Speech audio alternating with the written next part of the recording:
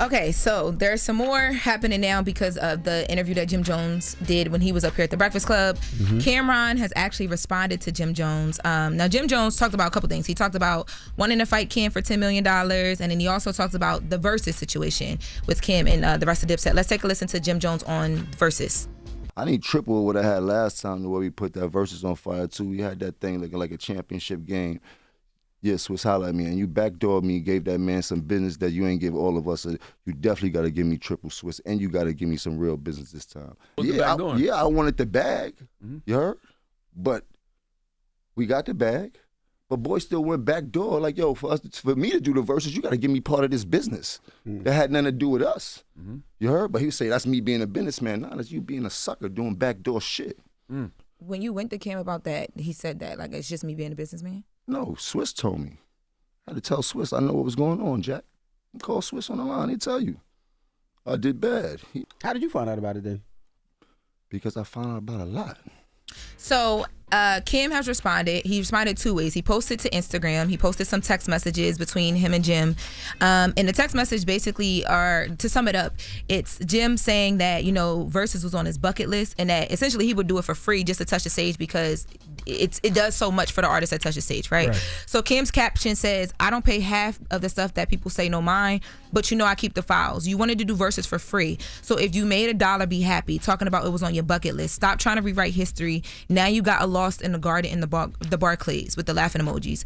And y'all not eat, and your homies not eating unless they came with their own bread.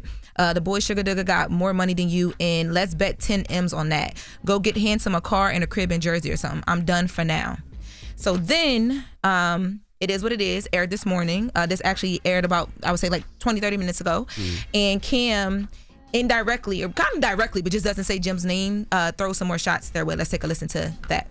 I had a tour for us lined up for the Locks and Dipset. Mace always says, yo, don't bring this out with you because they're not going to win if you bring this out with you. Talking about football games, basketball games. And I be sitting here like, I don't really know, but then I got it when the fight went on. When you got that type of energy and you breathing that energy when everybody's sad and mad and depressed and try to look happy, but they not really happy, it gets into you. The people you with could possibly your energy up for some that you supposed to do. You can't come out with that energy, man. It's bad energy, man. You gotta have greatness with you. I remember we was talking about the Eagle game, and I said, if Meek Mill walked them out, they're not gonna win a championship. Meek didn't walk them out, they end up winning that championship. This is what the Lions up. When you bring out Jello. Jello not from Brooklyn, and them wasn't from Brooklyn. Well, how did you catch a straight? Yo, Meek caught a crazy straight, right? And you talk about Jello? Because G3 performed at the Lions, the game, playoff game, the playoff Lions game, playoff. and they tried to blame it and say that's why he lost. So what? That's how the Lions lost. They said. Yeah, that's how the Lions lost. What Cameron is alluding to is the fact that Juelz Santana and Jim Jones walked Gervonta Tank Davis out. The fight that just happened with Lamont Roach over the weekend at the Barclays Center, and a lot of people online were saying, "Hey, you lost because you walked out with such and such," jokingly. But Cam brought that to It Is What It Is. So that's what he's talking about now. I hate them brothers fighting, man. I hate seeing them brothers fight. Yeah, I hope Jim and Cam find some peace. Entertaining, but I just hate it. I hope Jim and Cam find some peace or some closure. Meaning they either find a way to be, at peace with each other, or they find some closure on their relationship. Because I hate it. Yeah. Like they were brothers. Like they were crew clique. We watched it. We seen it. So I like I said, it's entertaining, but I hate seeing this for them too. I agree, and I did want to play this this other audio that we have of Cameron. He sat down with Steve Stout, and he talked about exactly what he did when it came to negotiating the Versus deal. I just want to play this because it's kind of like clearing that up a bit. Let's take a listen to that. I had a tour for us lined up for the Locks and Dipset, literally lined up, and it was about at the time maybe like $2.5 million, if I'm not mistaken. This was a few years ago. Jim really wanted to do the Versus, and I'm like, bro, we can do the Versus after the tour. Y'all, and I got $2.5 million waiting, and that was just for like 10 cities. It could have ballooned up to like $6 million. I got outvoted, Steve. Nobody was listening to me about the tour. So what I said to myself was, I told Swiss and Timberland, I said, everybody got to get at least 6 digits. That's an artist. Got everybody their money. And I started piling my own shit. I want the door money. I want stocks and Triller. I want beats from Timberland and Swiss for free.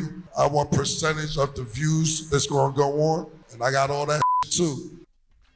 So basically, the way that it sounds to me is like, they missed the tour, so that he was just trying to make what he could off of them doing the versus situation or whatever. But yeah, to y'all point, the back and forth with them is kind of crazy, especially the shots at the Barclays thing. I'm like, dang. Does this still happen if Dipset wins against the Locks on that fateful versus night? Yes. I don't think so. I think so. You think so? I don't. I think so. Why you think so?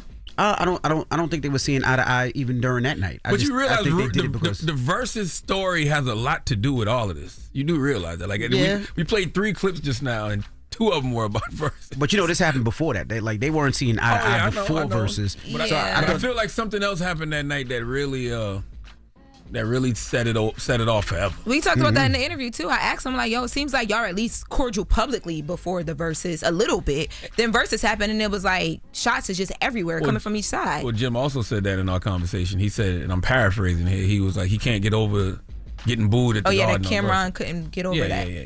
But it got to be more than that. I thought it was the conversation when Cam interviewed 50, and that's what I thought reunited it. Because before that, they weren't seeing eye to eye, but it was quiet. But after that interview, fireworks. I mean, big fireworks You happened. meant reignited. Yeah, They reignited. Yeah, To the public. The fireworks been happening so much. I don't know. Hey man, I wish them brothers peace, man. Or closure. One of the two. And leave Meek alone. Poor Meek. I need to know the backstory about the Meek thing. Meek What is ain't up with bothering Meek and nobody, Now, man. really, that's the backstory. What happened with Meek and James Mace? and Knight, I don't know. I do. Meek minding his business. This is it's uncalled for. Meek gonna get on Mace. Twitter. Let me see. Did he tweet already? He ain't hear that yet. All right, that's it. All right, well, that was the mess. All right, well, let's get to the People's Choice Mix. Get your request in 800-585-1051. And also, last hour, I should say, we played our interview with Angie Stone. Rest in peace, Angie Stone. If you haven't heard it, go to our YouTube page. Definitely check it out. It's a great interview. It details her life, how she started, what she wanted to do. It's a lot of history in that interview. Definitely check it out, all right? It's The Breakfast Club. Good morning. Wake that ass up early in the morning. The Breakfast Club.